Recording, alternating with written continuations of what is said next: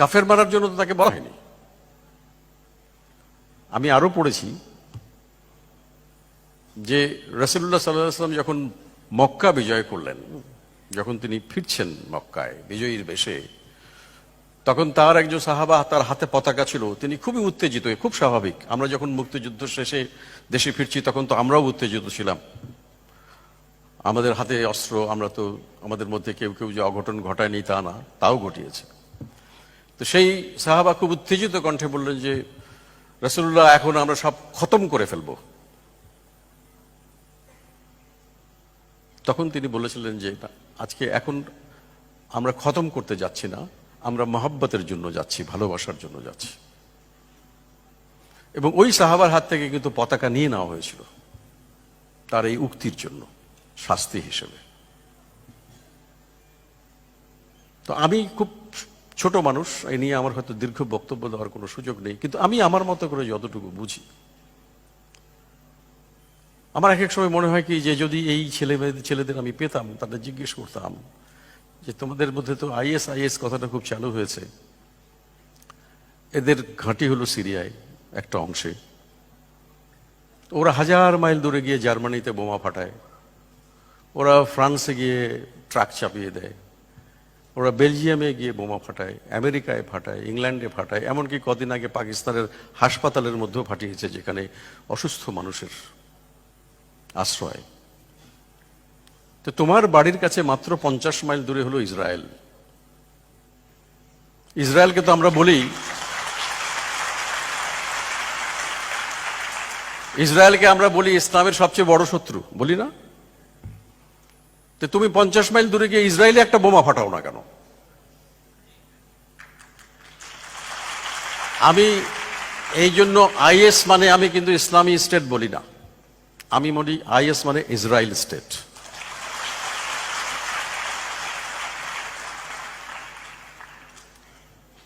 এরা সারা পৃথিবীতে ইসলামের ভাবমূর্তি নষ্ট করবার জন্য এই কাজগুলো করছে। আর আমাদের দেশে আমাদের হাজার হাজার মানুষ, লক্ষ লক্ষ মানুষ, হাজার বললে কম বলা হবে, লক্ষ লক্ষ মানুষ বিদেশে চাকরি করে, ভিসা বন্ধ হয়ে যাবে, বিদেশি বিনিয়োগ বন্ধ হয়ে যাবে, এটাই তো তারা চাইছেন। সুতরাং এই জঙ্গিবাদকে আমাদের বিশ্লেষণ করতে হবে না বিভিন্ন দৃষ্টিকোণ থেকে, একটা দৃষ্টিকোণ থেকে বিবেচনা করলে হবে না। আর সবচেয়ে কষ্টের বিষয় হলো যারা করছে তারা আমাদেরই সন্তান, আমাদের কোনো না কোনো পরিবারের সন্তান। সেখানে মাদ্রাসার ছাত্র আছে না ইংলিশ মিডিয়ামে পড়া ছাত্র আছে, সেটি বিবেচ্য বিষয় নয়। বিবেচ্য বিষয় হলো যে ধান তো সেই জমিতেই হয় যেটা ধানের উপযোগী, এবং সেই আবহাওয়া থাকতে হয়, তাহলে তো ধান হবে না। এই ক্ষেত্রটা কারা তৈরি করছে, এই আবহাওয়াটা কারা সৃষ্টি করছে, সেটা জানাটা সবচেয়ে বেশি জরুরি। এবং আমাদের সন্তানেরা যেন সেই দিকে ধাবিত না হয়, ভুল পথে না যায়, সেটি লক্ষ্য রাখা। কেন যাচ্ছে, কিভাবে যাচ্ছে সেটা যেমন দরকার, কেন যাচ্ছে সেটাও বোঝা দরকার। আমাদের সন্তানদের সঙ্গে আমাদের সম্পর্ক, আমাদের শিক্ষার সঙ্গে সংস্কৃতির যোগাযোগ, আমরা তো দেখি আজকে কিভাবে আমাদের বাচ্চারা বড় হচ্ছে, একদম ফার্মের মুরগির মতো। মানে আমি দেখি তো, আমি যেখানে থাকি, আমি একটা ফ্ল্যাটে থাকি, তার একটা স্কুল পরে, একটা স্কুল, বাচ্চাদের স্কুল আছে। সকাল 7:30 7টার সময় এই অনিচ্ছুক ছোট ছোট বাচ্চাগুলোকে, ওদের যেতে ইচ্ছা করে না অত সকালে নিশ্চয়ই স্কুলে, জোর করে মায়েরা টানতে টানতে নিয়ে যাচ্ছে, এবং তারপরে 12টা 1টা পর্যন্ত ওইটুক বাচ্চাদের কি মহাপণ্ডিত বানাচ্ছে আমি জানি না। তো এবং আমি ধরেই নিই যে দুপুরে আসলো বাড়িতে, মা বলবে এখন গোসল করো, এখন খাও, এখন ঘুমাতে যাও, ঘুম থেকে ওঠার পরে এখন হোমওয়ার্কের পরে আর কোনো কোথায় যাবে, যাওয়ার কোনো জায়গা নেই, টেলিভিশন দেখো, টেলিভিশনে ডোরেমন তো কিছুদিন আগে পর্যন্ত হিন্দিতে হতো। আমি তখন বলতাম যে বাচ্চা যদি সকালবেলা উঠে বলে যে মা মুঝে নাস্তা চাহিয়ে আবি স্কুল জানা হ্যায়, তো বলতেই পারে, কারণ বাচ্চাদের তো কোনো দোষ নেই, ওরা তো যা দেখছে যা শুনছে তাই তো শিখবে। তারপরে সন্ধ্যা হলো আবার হোমওয়ার্কের পরে এখন যাও, তাড়াতাড়ি খাও, তাড়াতাড়ি খেয়ে তাড়াতাড়ি ঘুমাতে যাও, কালকে সকালে আবার স্কুলে যেতে হবে। এইভাবে একটা বাচ্চা বড় হচ্ছে, ওর জীবনে কিন্তু আকাশ, ফুল, পাখি, নদী, মানুষ কিছু নেই। তারপরে আরেকটু বড় যখন হবে তখন আরেকটি যন্ত্রণা শুরু হবে, যেটার নাম আমি দিয়েছি GPA-5 নির্যাতন। তো GPA-5 নির্যাতন, জিপিএ না পেলে জীবন বৃথা। মা বাবারা ছুটছে, শিক্ষকরা ছুটছেন, এবং সেই ছোটার চোটে আমাদের ছেলে মেয়েদের জীবন একদম পিষ্ট। বইয়ের পাতা মুখস্থ করছে, বইয়ের পাতা মুখস্থ করছে, বইয়ের পাতা মুখস্থ করছে, আর কিছু নেই। আমি বলেছি একদিন যে এই দেশে এখন পরীক্ষার্থীর সংখ্যা বেশি, শিক্ষার্থী নেই। সবাই পরীক্ষা দিতে চাইছে, পরীক্ষা নিয়ে ব্যস্ত। তাহলে সংস্কৃতি কোথায়, মানুষ কোথায়, জীবনবোধ কোথায়? আমার পাশে একটা দরিদ্র মানুষে খেয়ে আছে কি না খেয়ে আছে আমি ভাবছি না তো। আমার ছেলে, আরেকটি বাড়ির পরিবারের ছেলে একটি মাদকাসক্ত হচ্ছে, আমার কি যায় আসে? আমার ছেলেটাকে কোনো রকমে আমি ধরে রাখছি, এটা সম্ভব না। অনেক কথা বলার ছিল, কিন্তু আরেকদিন হয়তো এসে বলবো। কিন্তু আমরা যেভাবে আমাদের সন্তানদের বড় করছি, আমার নিজের মনে হয় যে এটি সঠিক না। ভালো রেজাল্ট করতে হবে, লেখাপড়া করতে হবে, নিশ্চয়ই করতে হবে। আমি অনেক বাবা মাকে বলেছি যে আপনার ছেলে মেয়েদের আপনি গল্পের বই পড়তে দেন, কবিতার বই পড়তে দেন, অ্যাডভেঞ্চারের বই পড়ুক, গোয়েন্দা কাহিনী পড়ুক, ভ্রমণ কাহিনী পড়ুক, ইতিহাসের কাহিনী পড়ুক, জীবন কাহিনী পড়ুক, পড়তে দেন। যত পড়বে ওর মস্তিষ্ক তত সতেজ এবং সজীব হবে। এবং তারপরে ও যখন বইয়ের পাঠ্যপুস্তকটা পড়তে যাবে, তখন যে জিনিসটা বুঝতে ওর 3 ঘন্টা সময় লাগতো, সেটা ও 30 মিনিটে শিখতে পারবে। অন্যথায় সে কি করছে? সে খালি বইয়ের পাতা পড়ছে, ক্লাসের বই পড়ছে, ক্লাসের বই পড়ছে, ওর মস্তিষ্ক তো শুকিয়ে যাচ্ছে, ও তো ক্লান্ত হয়ে যাচ্ছে। এই ক্লান্ত মস্তিষ্ক নিয়ে তো ভালো ছাত্র হতে পারে না। এটা অনেক বাবা মা বুঝতে চান না, এটা আমাদের বোঝাতে হবে। শুধু ভালো রেজাল্ট করলেই তো, আর শুধু লেখাপড়া করে। আমি একজন মায়ের সঙ্গে কথা হয়েছিল, আমি একটু সময় নিয়ে নিলাম বেশি। আমার একজন মায়ের সঙ্গে কথা হচ্ছিল, আমরা এক ফ্লাইটে আসছিলাম সৈয়দপুর থেকে। উনি বলছেন যে এই যে আপনাকে পেয়ে ভালোই হয়েছে, আপনি শিক্ষামন্ত্রীকে গিয়ে একটা কথা বলবেন যে এই যে আপনারা চারু ও কারুকলা শুরু করেছেন স্কুলে পড়ানো, এটা পড়ে কি হবে? আমার ছেলে কি জয়নুল আবেদিন হবে? তারপরে বললেন যে আপনারা শরীর চর্চা বাধ্যতামূলক করেছেন, এতে তো লেখাপড়ার খুব ক্ষতি হচ্ছে। তো একজন মা বলছেন যে বাচ্চার কথা এইভাবে বলছেন। তো আমি তখন ওনাকে বললাম যে আচ্ছা, আপনার বাচ্চাকে আপনি কিভাবে মানুষ করতে চান? বলে না, লেখাপড়া শিখবে, ভালো চাকরি করবে। আমি তো নিশ্চয়ই, আমরা সবাই চাই যে আমাদের ছেলেমেয়েরা লেখাপড়া শিখে ভালো ফল করবে, ভালো চাকরি করবে, ব্যবসা করবে, অনেক টাকা আয় করবে। আমি একটা নিশ্চিন্ত জীবন যাপন করবো, ছেলেমেয়েরা আয় করলে তো আমরা নিশ্চিন্ত। তা আমি বললাম যে আপনি ক্রিকেট খেলা দেখেন?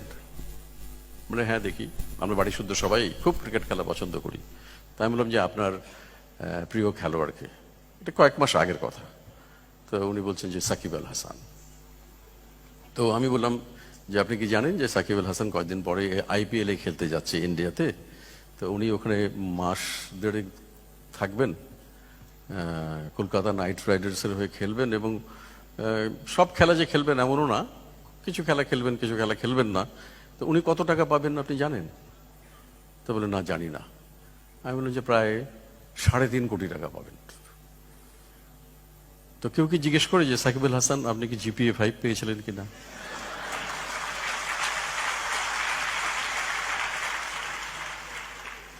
আমি বললাম যে আমাদের একজন MP আছেন, সংসদ সদস্য, খুব ভালো গান করেন, মমতাজ বেগম।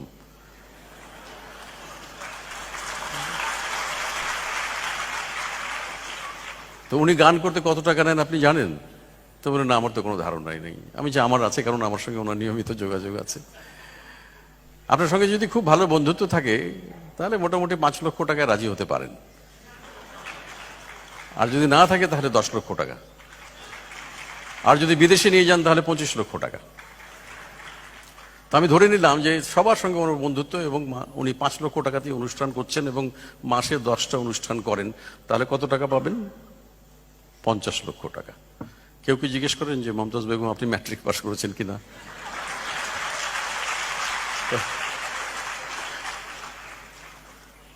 তো আমি বললাম যে আসলে পয়সা তো নানানভাবে আয় করা যায়, তার জন্য যে সবসময় আপনাকে মহাপণ্ডিত হতে হবে এমন কোনো কথা নয়।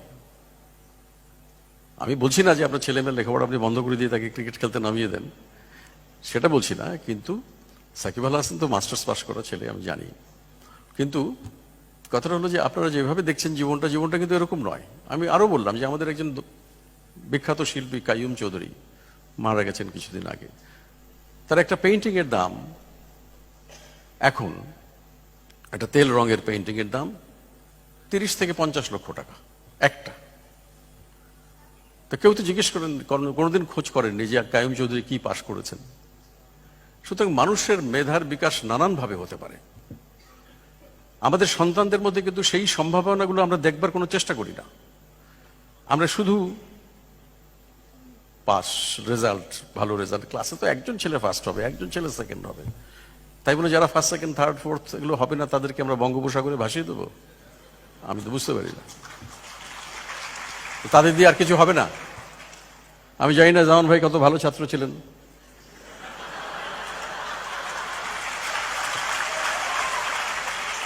তবে আমি ছিলাম না। তো তো যাই হোক, এখন এই যে আমি তারপরে আবার ওনাকে জিজ্ঞেস করলাম যে আচ্ছা, আপনি আইনস্টাইনের ছবি দেখেছেন? মহাবিজ্ঞানী, সর্বকালের শ্রেষ্ঠ বিজ্ঞানী বলা হয়। তো বলে যে না আমি দেখিনি। আমি যে লক্ষ্য করে দেখবেন যে উনি যেখানেই যেতেন ওনার হাতে একটা ছোট্ট বাক্স থাকতো, এবং সেই বাক্সটার মধ্যে কি থাকতো জানেন আপনারা? একটা ভায়োলিন থাকতো, একটা বেহালা। তো অত বড় একজন বিজ্ঞানী, তার যদি বেহালা শেখার সময় হয়ে থাকে এবং বেহালা বাজানোর সময় থাকে, তা আমরা এমন কি পণ্ডিত হয়েছি যে আমাদের একটু গান করার সময় হবে না, একটা কবিতা পড়ার সময় হবে না, একটা ছবি আঁকার সময় হবে না? আমরা তো সেই ছেলে মেয়েদের সেই সুযোগগুলো দিচ্ছি না। তো সেই জন্য আমরা বলছি যে আসলে আমাদের শিক্ষা এবং সংস্কৃতির জায়গাটা নতুন করে ভাবা দরকার, চিন্তা ভাবনা করতে। এটা ছিল এক সময়, এটা কি করে জানি আস্তে আস্তে আমরা দেখছি যে বিলীন হয়ে গেল। আমরা শুধু এখন পৃষ্ঠার পর পৃষ্ঠা শুধু মুখস্থ করাচ্ছি, এবং সে কারণেই আজকে যে ঘটনাগুলো ঘটছে এটাও একটা তার বড় কারণ বলে আমার মনে হয়। আপনারা এখানে বিদ্বজ্জন আছেন, শিক্ষকরা আছেন, মেধাবী ছাত্রছাত্রীরা আছেন, আপনারা সবাই ভাববেন যে আমরা এটা নিয়ে কি কাজ করতে পারি, কিভাবে আমাদের সন্তানদের সুসন্তান হিসেবে, মানুষ হিসেবে, বাঙালি হিসেবে গড়ে তুলতে পারি। তো আমি আর কথা বাড়াই না, আমাকে এখানে আমন্ত্রণ জানানোর জন্য অসংখ্য ধন্যবাদ। আপনাদের সবার প্রতি কৃতজ্ঞতা, সবার মঙ্গল কামনা করে আমার বক্তব্য এখানেই শেষ